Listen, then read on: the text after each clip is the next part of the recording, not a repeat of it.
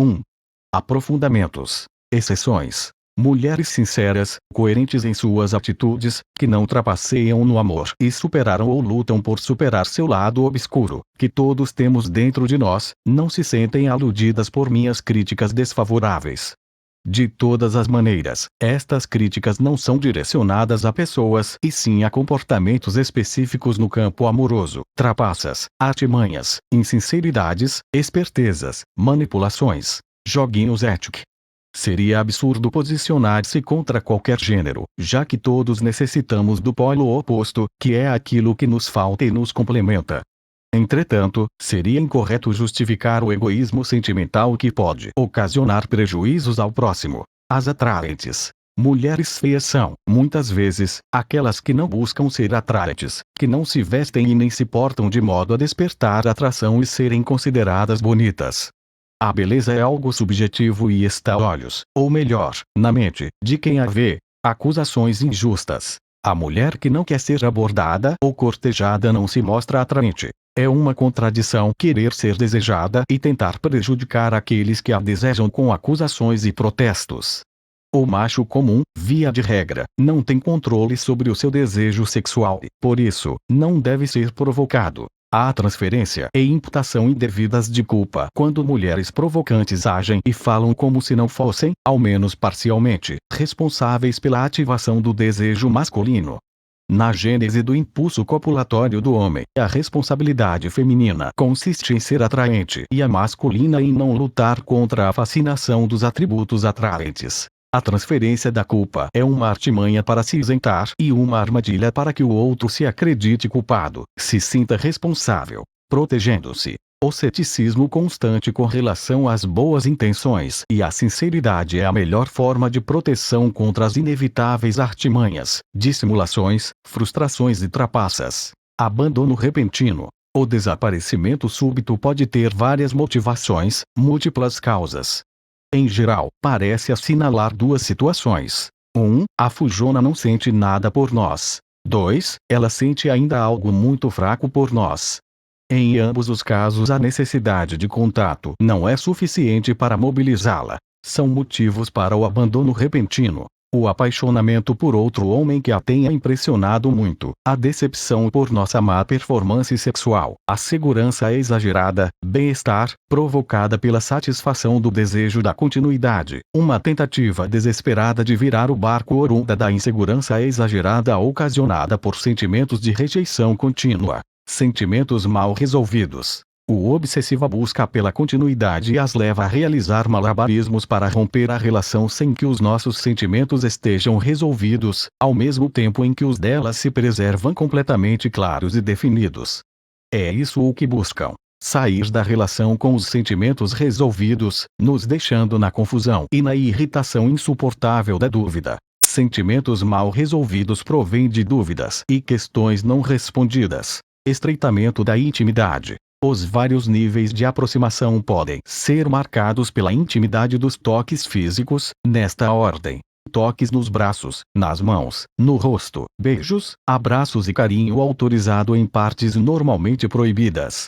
Ao estreitarmos a intimidade, estejamos atentos às reações favoráveis e desfavoráveis, além de possíveis atraiçoamentos. Os toques hipócritas constituem uma estratégia indireta de estreitamento da intimidade física para a avaliação da viabilidade de atitudes mais ousadas como, por exemplo, chamá-las para sair ou beijá-la. A correta abordagem requer a detecção de sinais subliminares favoráveis e desculpas convincentes para o contato. Subliminaridade silenciosa. Aprendamos a comunicar em silêncio o que queremos, a transmitir mensagens por meio das atitudes e não somente da fala.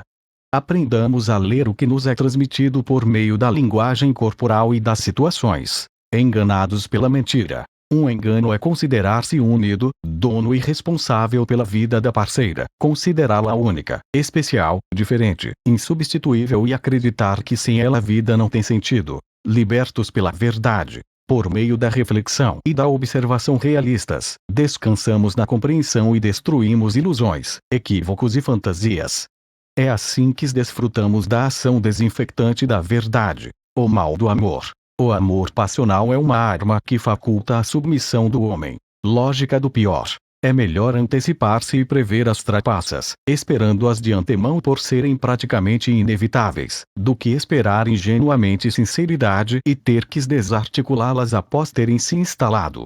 Entretanto, se algo de bom vier, sempre será um lucro, surpreendendo-as. Simular interesse e até um pouquinho de perseguição é um bom modo de surpreendê-las, passando ao outro extremo, com atos que comuniquem desinteresse. Microtelefonemas. Espertinhas muito refratárias ao diálogo são mais eficientemente tratadas com ligações telefônicas extremamente curtas, embora algumas vezes até possamos estender um pouco a conversa com assuntos impactantes, desde que seja nossa iniciativa de desligar o telefone. Condenação. Gostamos desesperadamente das mulheres, enquanto as mulheres não gostam tanto assim de nós, mas muito mais de si mesmas. O motivo é que elas são o elemento mais importante para a preservação da espécie, razão pela qual a natureza nos transformou em seus escravos instintivos e dispensáveis. É por isso que somos vistos como uma espécie de mal necessário e somos descartados assim que não servimos mais. Como é muito lógico e natural, homens não gostam de homens Mulheres também não gostam muito de homens, embora gostem muito de si mesmas. É por isso que talvez a misandria nunca seja extinta. Contra o homem. Meu trabalho propõe a morte psicológica do homem, não das mulheres. Está, portanto, contra o gênero masculino e não contra o gênero feminino, uma vez que não alimento grandes esperanças de transformação com relação a este último. Propor ao homem que morra psicologicamente é propor-lhe que lute contra si mesmo. Se proponho ao homem que lute contra si mesmo, então estou propondo ao homem que lute contra o próprio homem, ele mesmo. Ao propor ao homem uma luta contra o homem, estou propondo uma luta contra o gênero masculino. O gênero masculino, tal como se encontra, está cheio de defeitos e problemas, devendo desaparecer para dar lugar a um novo homem. O macho ultrapassado, sofredor e obsessivo, adepto do amor neurótico e compulsivo, precisa morrer interiormente para que nasça um macho do futuro. Sexualidade animal. Observando os machos de várias espécies, constatei que, assim como nós, eles se desesperam pela falta de sexo e perdem o senso da realidade. Quando privados de fêmeas, cães tentam copular com pernas e árvores, tartarugas sobem em cima de melões, touros pulam cercas de arame farpado em busca de uma distante vaca no cio, cavalos e jumentos perseguem pessoas com pênis ereto e galos tornam-se altamente agressivos. O mesmo parece não se verificar com suas fêmeas, as quais mantêm-se, por longo tempo, calmas e tranquilas. Quando finalmente excesso de abstinência se faz nelas sentir, é tão somente na forma de nervosismo e de pavios curtos. O animal agride outros animais ou o tratador com mais facilidade, por exemplo, mas não como tentativas de forçar a cópula com seres de outra espécie ou com objetos físicos. Esta peculiaridade masculina deveria ser levada em consideração no momento de julgar-se a infidelidade e a promiscuidade do macho humano. Não há muita diferença, nesse quesito, entre nós e os outros animais. Recentemente, um criador de animais me informou não ser incomum que fêmeas no cio rejeitem o assédio dos machos, os agridam e irritem, para cederem somente após a extenuação. O leitor enxerga alguma semelhança com o comportamento humano. As buscas do homem e da mulher. Há, no homem, uma busca desesperada por sensações eróticas intensas. Analogamente, há, na mulher, uma busca incontrolável por sensações emocionais exageradas. Esta busca desenfreada pode levá-los à destruição. A mente masculina é bombardeada constantemente com apelos à satisfação erótica extrema, o que pode repercutir em destrutivas perversões do instinto sexual. Complexos de inferioridade e de perseguição levam as mulheres a considerarem preconceituosas todas as observações críticas, desaprovações e assinalações de diferenças que façamos sobre elas. Quando apontamos diferenças ou manifestamos descontentamento, imediatamente somos rotulados como misóginos. O raciocínio complexado costuma ser bem simplista e precário. Se ele criticou é porque não gosta. Motivada por um complexo é também a tendência feminina em querer fazer tudo o que fazemos. Esta imitação compulsiva dos nossos comportamentos deve-se ao complexo da inveja do pênis. Nós as condicionamos. As acostumamos à ideia de que não precisam daquilo que temos a oferecer. As condicionamos a crer que dispõem de um tesouro altamente desejável que não pode ser pago a nenhum preço. Por meio de perseguições, insistências e pressionamentos, as condicionamos a recusar, até onde possam, o que possuem de melhor e a evitar a cessão desses supostos tesouros até o último instante. Conferimos ao ato da rejeição uma função incrementadora do desejo. O valor que a mulher confere à sua preciosidade, sexo, carinho, amor, é reflexo do valor conferido pelo homem, pois não se criam valores unilateralmente. Elas se encontram na cômoda posição de quem não precisa agradar por já ter algo que o outro busca com desespero. Quem corre atrás é sempre quem acredita precisar do que o outro dispõe. Indiferença pelas soberbas. Com as snobs, não basta demonstrar indiferença, é preciso ir mais longe, demonstrando rejeição específica. O orgulho das petulantes, ao ser quebrado, as mobiliza a sair da inércia. Atitudes de rejeição são: passar ao outro lado da rua, afastar-se ante a aproximação, dar atenção somente às amigas e rivais, ignorando-a, recusar-se ao contato, etc. Traídos pelas perguntas. Encher uma mulher de perguntas é revelar nosso interesse nela e, portanto, afastá-la, satisfazendo seu desejo de continuidade. São perguntas que não se deve fazer nunca ou quase nunca. Você gosta de mim? Sentiu saudades? O que você acha de mim? Você me considera interessante? Que tipo de homem você gosta? E outras parecidas. Tais perguntas comunicam fraqueza masculina ao subconsciente feminino, denunciam uma preocupação em atender os caprichos da mulher e a afastam. A atração é estabelecida e mantida somente quando se comunica a vasta experiência anterior e segurança no trato com as mulheres. Em outras palavras, elas devem achar que somos grandes garanhões e que estamos acostumados a ter muitas e as melhores. Nas discussões. Em uma discussão, o homem tenta atingir a mulher predominantemente no intelecto, enquanto a mulher tenta atingi-lo no sentimento. Com mulheres irritantes e provocadoras, não se pode dialogar quase nada. Se devolvemos as provocações, transferindo-lhes o estado de irritação, elas surtam em fúria. Se aceitamos as provocações, sofremos com a ira e somos rebaixados aos seus olhos. A solução que resta é isolá-las, dialogando pouco e quase não interagindo, exceto para o sexo, se for este o caso. Elas são invulneráveis a ataques lógicos. Ataques lógicos não as sensibilizam. É por isso que discutir a relação sempre piora tudo. A capacidade de silenciar interiormente e de não deixar-se envolver é de grande valia em tais situações. Exige resistência ante o terrível magnetismo da fala alheia, o poder de agressão. Antes de nos envolvermos ou entrarmos em confronto ideológico com mulheres, convém considerarmos adequadamente as pessoas de ambos os sexos e os grupos que elas podem manipular contra nós. Além da capacidade de ferir certeiramente nos sentimentos, o poder feminino de agressão envolve a manipulação de pessoas de ambos os sexos contra o inimigo. Não necessariamente será usado de forma justa, honesta e em legítima defesa. Poder feminino. O poder das mulheres é o poder de manipulação dos sentimentos e dos pensamentos de outras pessoas e grupos, de ambos os sexos, através dos quais elas comandam as sociedades em que vivem e também os homens detentores do poder. Inteligência egoísta. Quando digo que a não racionalidade e a ilogicidade femininas são uma forma incompreendida de inteligência, estou dizendo que são, entre outras coisas, uma forma de esperteza e de astúcia. Trata-se de uma inteligência empregada quase exclusivamente no campo das relações afetivas e de dificílima compreensão ao leigo, o qual se vê desconcertado e confuso diante dos sofisticados malabarismos realizados para colocá-lo e mantê-lo na posição de apaixonado ou, pelo menos, na posição de quem precisa e deseja. É uma inteligência que tem por efeito submeter o homem por suas próprias paixões.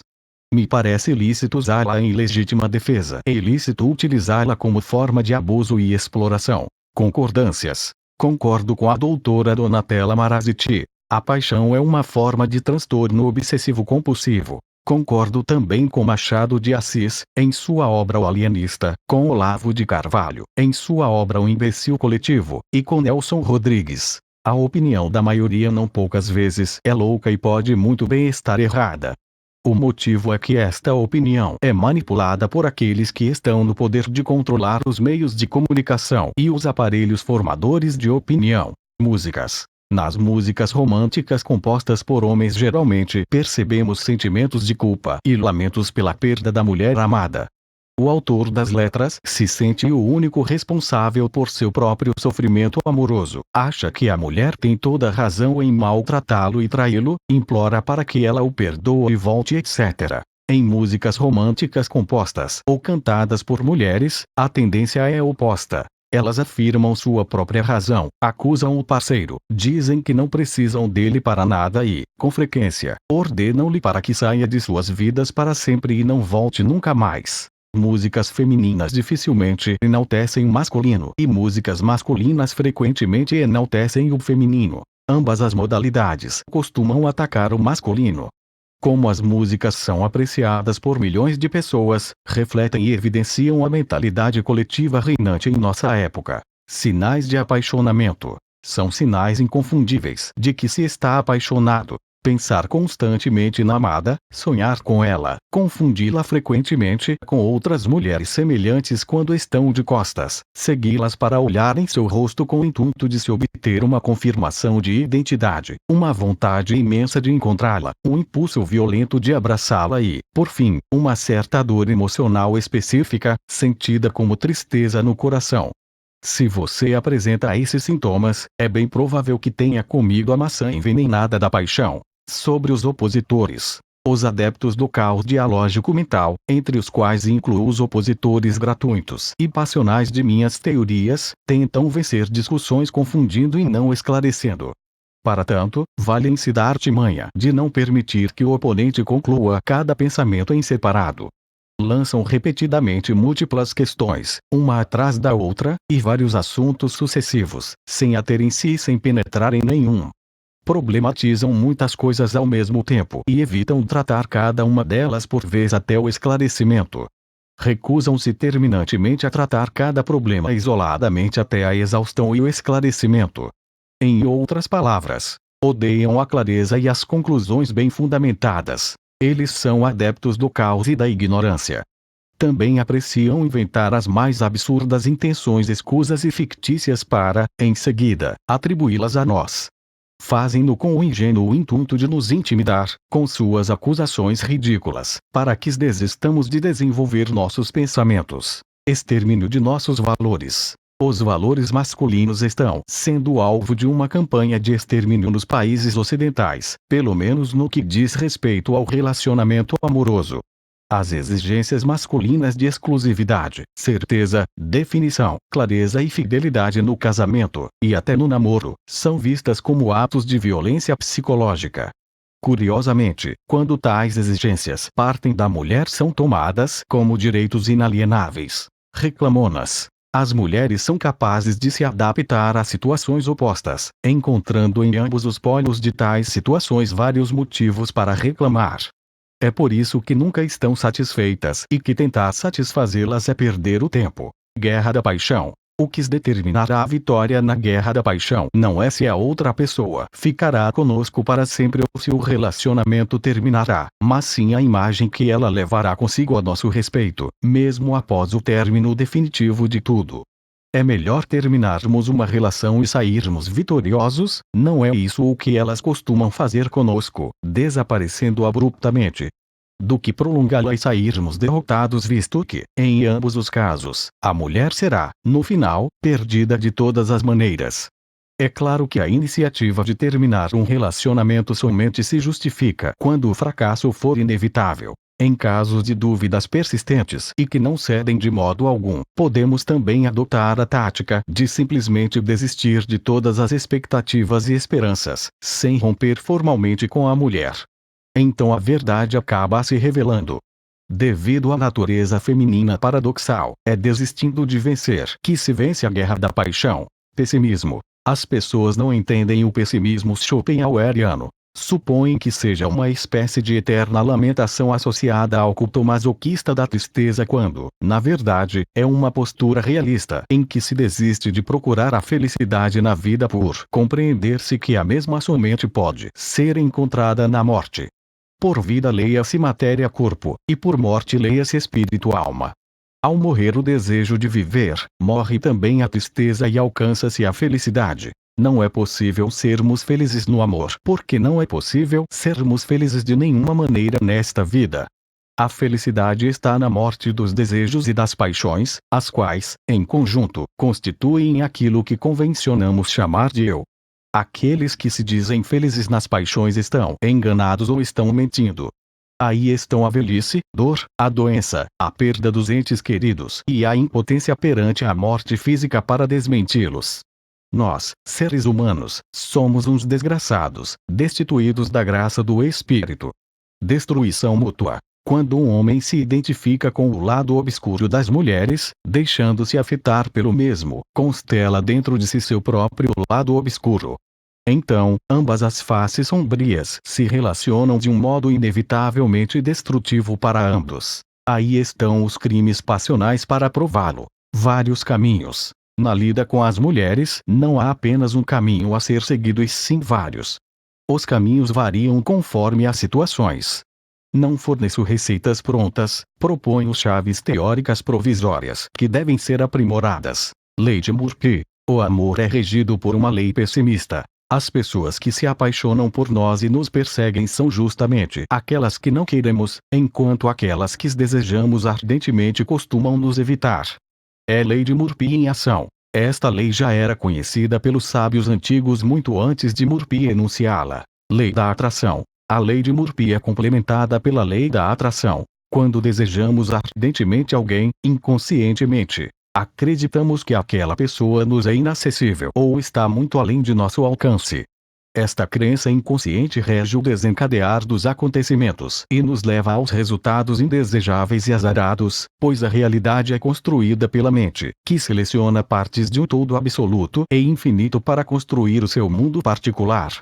Se modificarmos nossas crenças inconscientes, o que não é fácil, modificamos também a realidade. Cada crença que carregamos dentro corresponde a uma forma mental, a um polo, a uma ótica específica, a um desejo e, portanto, a um eu distinto.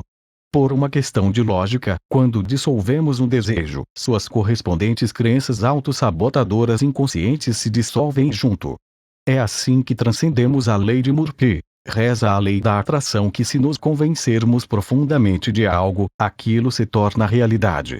Pois bem, convencer-se profundamente de algo é convencer o inconsciente, superando resistências e ceticismos que temos, mas cuja existência nos é desconhecida. É assim que funcionam a bruxaria e os ritos mágicos do bem e do mal. As leis do magnetismo universal regem a atração entre o macho e a fêmea e todas as outras formas de atração existentes. 3 virtudes. Para lidarmos corretamente com as mulheres necessitamos paciência de Jó, sangue de barata e nervos de aço. E elas, de quais virtudes necessitam para lidar conosco?